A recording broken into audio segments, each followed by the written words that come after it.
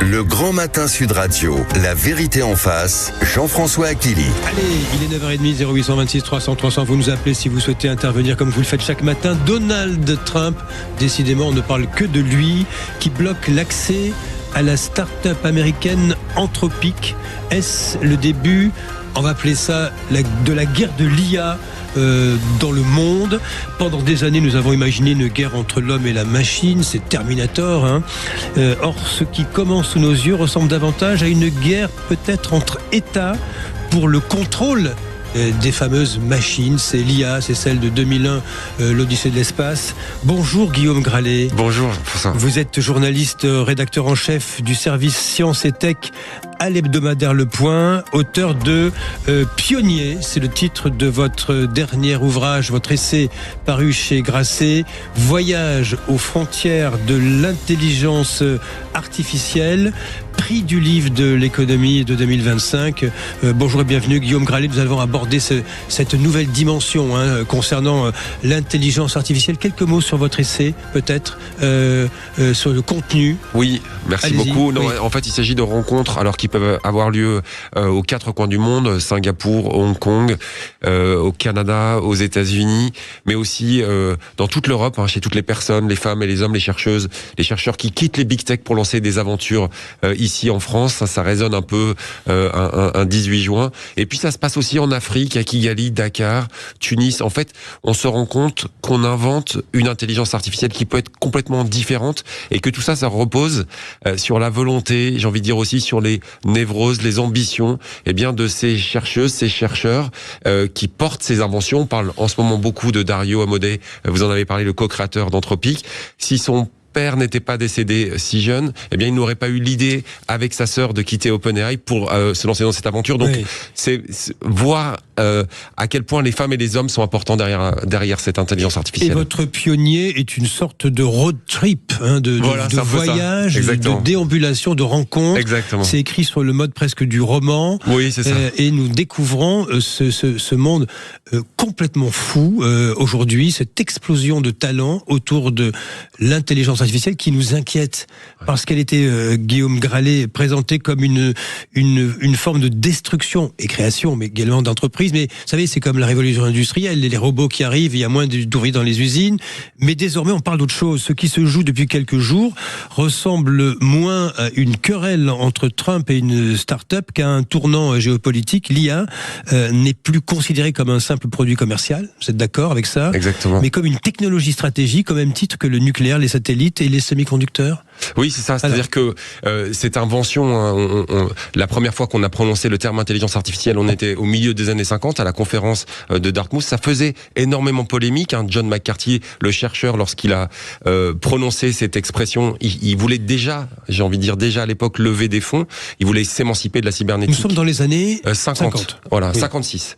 Et il prononce ce terme, ça fait polémique, mais il dit, on va pouvoir laisser la machine réfléchir. Alors, cette machine, elle a petit à petit, à travers différentes accélérations, oui, décélérations, des hivers de l'IA, à travers l'IA symbolique, l'apprentissage profond, elle a appris, par exemple, à reconnaître des objets, à reconnaître des couleurs. Et là, depuis les modèles de langue qu'on connaît depuis le 30 novembre 2022, ChatGPT a appris à parler comme nous. On n'arrive plus trop, d'ailleurs, à savoir si on parle à un humain ou à une machine.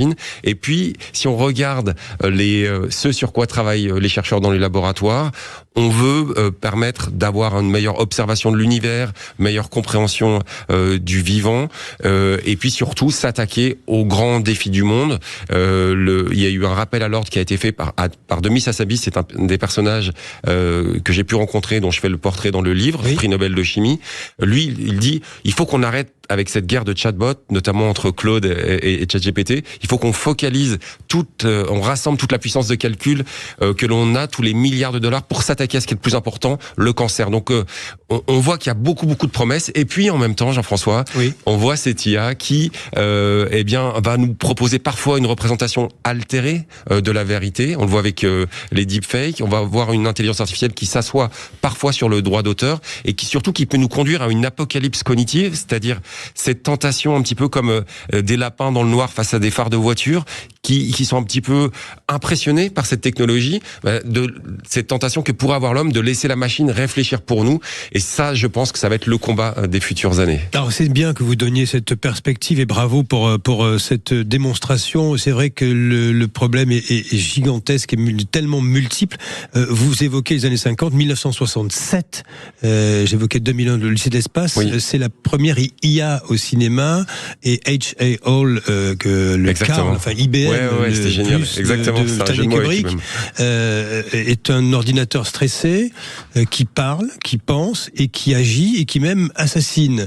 Déjà, nous sommes dans une représentation en 1967 de ce que sera le monde d'aujourd'hui, avec des machines dont on ne sait pas si elles seront un jour dotées d'une forme de conscience. C'est l'étape ultime de l'IA.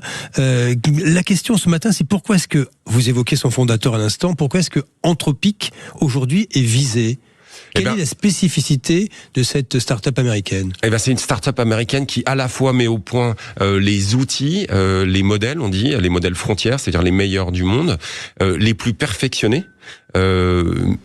Claude, par exemple, Mythos 5, Fable 5, et puis en même temps, qui va faire les appels à la raison les plus intéressants. C'est-à-dire que c'est Dario Amodei, un physicien, son père, j'en ai un peu parlé, oui. Venait d'Italie, il travaillait dans le cuir, il est passionné de science, il va mourir assez jeune, et il va créer cette entreprise. Il va surtout, Dario Amodei, être un des premiers à lancer un signal d'alarme. Il va prévenir d'un possible bain de sang chez les cols blancs. Ce sont des phrases très puissantes. Donc il dit, il faut faire très très attention avec cette technologie. Mais si on termine juste sur cette fameuse histoire de l'intelligence artificielle, il y a une autre date qui a marqué l'histoire de l'IA que l'on connaît aujourd'hui, c'est 2016. 2016, on a vu, et ça va dans l'émancipation dont vous parliez, Jean-François, on a vu la machine. Moi j'ai un super ami qui s'appelle David, qui adore le jeu de Go. Il m'avait dit en 2015, tu sais, l'IA, elle réussit à battre les meilleurs joueurs de jeux d'échecs, parce que les échecs, c'est de la probabilité. Le jeu de Go, elle y arrivera jamais. C'est de la poésie, c'est de l'intuition, c'est de l'humain. Et patatras, en 2016, un programme créé par DeepMind, britannico-américain, va battre un des meilleurs joueurs de Go à Séoul. Vous y voyez un franchissement, là. Oui, un franchissement, et surtout, et là on arrive dans la politique, les Chinois observent cette victoire de la machine américaine sur l'homme, et ils se disent, on peut pas laisser les Américains tout seuls. Et en 2017, vous avez l'appel de Pékin de dire, la Chine doit être la première puissance en termes d'intelligence artificielle. Donc il y a ce rapport de force géopolitique qui est extrêmement clair. Donc ce que vous nous dites ce matin, c'est que Trump bloque, si je puis dire, Anthropic, parce que il a peur peut-être que qu'il y ait une forme de, comment dirais-je, de déperdition de données, que la Chine pille finalement le modèle. Oui, c'est ça. C'est-à-dire qu'on est dans un gros rapport de force avec la Chine. C'est vraiment l'obsession des Américains. Mais pour revenir à Anthropic, certains chercheurs américains, et notamment Andy Jassy, donc le PDG d'Amazon, qui lui a sonné l'alerte, qui a prévenu la Maison Blanche, se sont rendus compte que Mythos 5, donc un des modèles d'Anthropic, était capable de déceler des failles qui permettraient à l'homme de mener des cyberattaques, ou même à la machine. Donc Anthropic devient l'objet de cybersécurité. Exactement. C'est-à-dire que on se rend compte que si on le laisse à la disposition de tout le monde, Mythos 5 et Fable 5, qui est sa version grand public, eh bien tout le monde pourra mener des cyberattaques d'ampleur. Alors des cyberattaques, ça a l'air un peu abstrait comme ça, mais ça peut complètement perturber le fonctionnement des hôpitaux, des EHPAD. C'est extrêmement concret, nous le voyons tout le temps. Exactement. Nous en sommes aux prémices pour l'instant. Exactement, des services d'urgence, de médecine par exemple. Donc ça peut faire beaucoup de dégâts, ça peut perturber le système aérien par exemple. Donc en fait les Américains se sont dit, c'est trop dangereux. Il faut pas que l'on rende tout cela accessible à tout le monde, et surtout aux étrangers. Et comme Dario Amodei résistait un peu à Donald Trump, il y a un peu une querelle d'ego, eh bien, on a pris cette décision totalement autoritaire. Vous nous direz quelle aurait été sa réaction. On va marquer une pause. Il y a un appel aussi qui nous attend. C'est passionnant ce que vous nous révélez, Guillaume Gralet. Il y a une question fondamentale. Est-ce qu'on est sur America First et la peur de la Chine, ou c'est vraiment essayer de dessiner ce que sera cette bataille de demain, par-delà le cas des États-Unis versus Chine, qui contrôle désormais l'intelligence. Est-ce que les géants de l'IA sont devenus les nouveaux industriels de l'armement? On peut se poser la question aujourd'hui. Nous voyons dans un autre registre, sur le front ukrainien, ces robots un peu sommaires qui sont désormais sur le champ de bataille, qui vont préfigurer bien les futurs robots humanoïdes. Est-ce que de la même façon, l'IA devient un enjeu stratégique, militaire? À tout de suite pour la suite de La Vérité. Enfin, vous nous appelez, je sais que vous êtes en ligne. Nous avons Olivier qui va poser une question dans un instant au 0826 300 300. Le Grand Matin Sud Radio, La Vérité en face. Jean-François Achilli. Avec notre invité Guillaume Gralet, auteur de Pionnier, Voyage aux frontières de l'intelligence artificielle chez Grasset, prix du livre d'économie 2025, un livre de rencontres sur l'IA que je vous conseille. Et bonjour à vous, Olivier, vous êtes à Maine dans le Gard, bonjour. Bonjour Guillaume, bonjour Jean-François. Alors, oui. Vous l'avez écouté, oui, Guillaume Gralet. Vous voulez me poser une question, oui, Olivier. Oui, je m'inquiète parce que est-ce que l'intelligence artificielle a des limites? Parce que je me rappelle quand ils ont commencé à faire le nucléaire, c'était pour de l'énergie et tout, ça a fini en bombe atomique. Alors là, je me pose la question parce que c'est en train d'être détourné. Alors, c'est les hackers, c'est un peu tout le monde. Ils font le travail à notre place. Est-ce que parce que pour moi, les Américains, ils veulent faire de la guerre. La guerre, ça les intéresse. C'est leur économie nationale. S'ils n'ont pas ça, ils s'écroulent. Donc, pourquoi Trump se met au milieu? Parce que lui, il se mêle de tout, de toute façon. Je pense qu'il a peur. Il a peur des autres parce que ça va très vite, l'intelligence. Et ça, je pense que ça dépasse l'homme même. À un moment donné, on ne sait plus. Moi, je vois mon fils, il s'en sert pour faire ses publicités. Il demande, voilà, je voudrais faire un texte comme ça. Et le texte, il se fait tout seul. Et il est nickel. Il n'y a pas de faute d'orthographe, il n'y a rien. J'ai vu qu'on pouvait nous téléphoner. Et on dit allô, oui, il y a quelqu'un. Non, il n'y a personne. En réalité, la voix est enregistrée. Et ça sert à l'intelligence artificielle pour refaire votre voix. Eh oui, tout est possible. Pour pouvoir appeler des gens et tout. Donc, ça m'inquiète beaucoup, l'intelligence artificielle. Et vous soulignez. Merci, Olivier, pardonnez-moi, depuis Maine. Alors, on va vous répondre tout de suite parce que Guillaume Gralet souriait et acquiesçait sur vos propos. Il y a l'aspect, effectivement, que souligne Olivier à l'instant, Guillaume Gralet, sur cette espèce d'enjeu de guerre. Pardon de le résumer de façon un peu schématique. Oui. Mais on y est, ça y est. Oui, non, il a totalement raison. Sam Altman, en privé ou devant quelques proches, il va s'enorgueillir d'être né un 22 avril comme Robert Oppenheimer. Donc la comparaison avec la force de l'arme atomique pour le meilleur et pour le pire, elle existe et on n'a pas, ça nous dépasse, surtout ça s'accélère. On n'a pas encore trouvé un organisme de régulation, de réflexion. Ce qui est assez intéressant, et c'est pour ça que je trouve que la question d'Olivier est très intéressante, c'est de voir ce qu'il y a aujourd'hui dans les laboratoires. Aujourd'hui, on voit bien sûr que l'intelligence artificielle est limitée. Elle n'a par exemple aucune conscience du chaud, du froid, de la gravité. C'est un peu un des credos de Yann Lequin, nos super chercheurs français, et qui lui travaille sur une représentation du monde de l'intelligence artificielle, capable de comprendre par exemple qu'elle est dans un studio de radio, qu'elle est éclairée, que si elle marche trop vite, elle va tomber. Tout ça, elle n'a pas. Elle est plus bête, comme dit Yann Lequin, qu'un enfant de 4 ans, qu'un chat de gouttière, mais les scientifiques travaillent là-dessus. Donc il faut vous ajouter pour l'instant. Oui, c'est ça. C'est-à-dire qu'on travaille là-dessus sur par exemple des capteurs qui sont installés. C'est fait de manière gigantesque, d'ailleurs beaucoup en Chine, un petit peu aux États-Unis. Des capteurs qu'on installe sur les robots humanoïdes, des capteurs de pression qui doivent donner justement à cette IA une représentation du réel. Et puis surtout, pour faire très vite, Olivier a raison dans le sens où ce que l'on confie à la machine. Tout à l'heure, je parlais de la capacité à réfléchir pour nous, mais la capacité à prendre des décisions. Et d'ailleurs, c'est au cœur du bras de fer qu'il y a eu entre Anthropic et la Maison Blanche.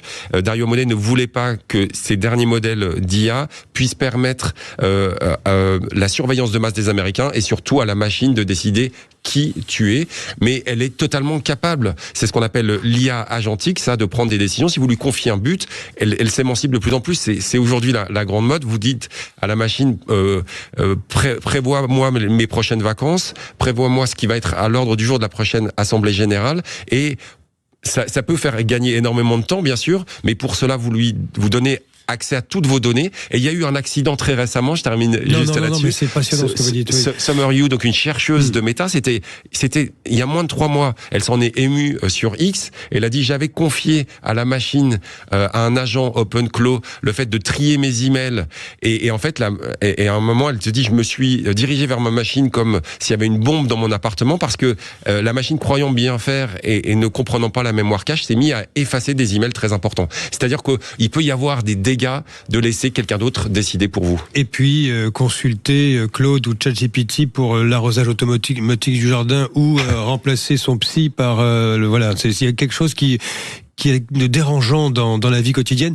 Est-ce que, Guillaume Gralet, les géants de l'IA sont en train de devenir les nouveaux industriels de l'armement aujourd'hui? En sont-ils conscients? Est-ce qu'ils s'en inquiètent eux-mêmes? C'est une très bonne question. Ce qui est sûr, c'est qu'ils sont aujourd'hui très puissants. D'ailleurs, on l'a vu même hier avec un déjeuner au G7 où il y avait toutes les personnes dont on parle, Dario Amodei, il fallait observer les échanges de regards avec Trump. Oui, c'était impressionnant. C'est-à-dire que même si moi j'ai pu suivre Sam Altman lorsqu'il est venu à Paris, c'est ce que je raconte dans le livre. Et en fait, il va passer une après-midi en France, le lendemain matin en Allemagne, le lendemain après-midi en Espagne. À chaque fois, il va rencontrer les premiers ministres, les présidents. Ils ont des discours très structurés sur ce à quoi doit ressembler notre avenir. Est-ce qu'on aura tous un emploi? Est-ce qu'on aura tous un revenu universel? Pourquoi pas? Mais ces personnes, Jean-François, on ne les a pas élues. Oui. C'est pas normal, en fait, qu'elles ont autant de pouvoir. Elles doivent, c'est intéressant, il faut les écouter, il faut parfois les célébrer lorsqu'elles ont créé beaucoup d'emplois, mais je pense qu'il faut que nos décideurs se réapproprient. Nous ne les avons pas élus, c'est sûr, Guillaume Gralet, mais à l'inverse, ceux que nous élisons ou que nous avons élus n'ont aucun regard sur cette révolution industrielle-là. Il faut les pousser parce que si on les laisse... C'est un peu le problème inversé. Hein. Voilà, c'est ça. C'est-à-dire que à chaque fois que vous rencontrez une femme ou un homme politique, je pense que vous en rencontrez encore plus que moi, il faut leur demander est-ce que vous avez regardé les derniers modèles? Comment on pourrait encourager? Je pense que c'est ça aussi qu'on vit en ce moment. Nos actrices et nos acteurs français, on a des Français, on a parmi les meilleurs scientifiques. Ça, c'est quand même une note positive. On a encore un début de journée. Il y a une autre personnalité que j'ai eu la chance de rencontrer, c'est Aravind Srinivas. Donc, c'est un Indien issu de la classe moyenne indienne qui a co-créé Perplexity. C'est un outil qu'on utilise un petit peu comme Claude, ChatGPT ou encore le chat de Mistral.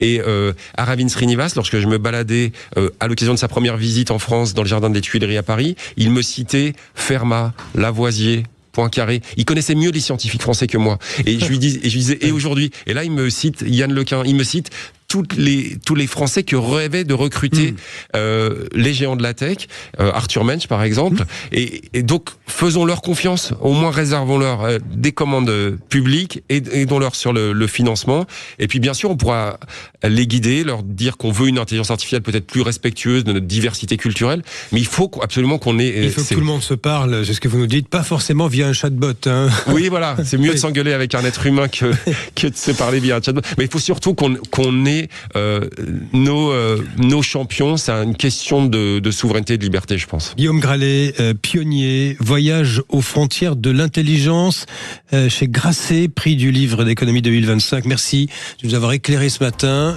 Merci à vous. Nous ne sommes pas forcément très rassurés. Hein. Il y a quand même des notes d'espoir. Et comme ça va très vite, on va très vite en reparler. Bonjour Valérie Expert. Bonjour Jean-François Aquili. Au menu de Mettez-vous d'accord. Eh bien, forte chaleur. Et que se passe-t-il en France quand il fait chaud? Eh bien, la SNCF supprime 71 trains intercités. Ah oui, ça y est. Oui, c'est tant plus qu'à simple. faire. Comme ça, on va chez soi. La clim risque de tomber en panne. Les trains sont vétustes, donc 71 trains supprimés. On va parler de ça. On va parler de cet accord. Qu'en pensez-vous? Est-ce que c'est un accord en carton, ou est-ce que cet accord est important hier soir entre le président Macron et... Ah oui, celui qui est signé sur la nappe, là. Voilà, absolument. Et puis Chine a tué le BHV, puisque nouveau rebondissement, le grand magasin parisien renonce à son partenariat. Et puis cette nuit, une loi a été votée contre la fast fashion. On va en parler dans un instant. 0826 300 300. Et puis les tests de drogue, vous aimeriez être testé avant d'entrer sur le studio? Tiens, j'aimerais bien savoir. Berger a dit que ça lui posait aucun problème ce matin. Hein. Oui, voilà. Ça vous en poserait? Moi non, aucun. Moi non plus. On parle de drogue. Hein. Oui, on parle de drogue. Non, aucun. Le whisky, c'est autre chose. Non. La vodka? Non, oui, c'est autre chose. Oui. Toujours à consommer avec modération. On se retrouve bien sûr. Tout de suite. Bonne émission Valérie.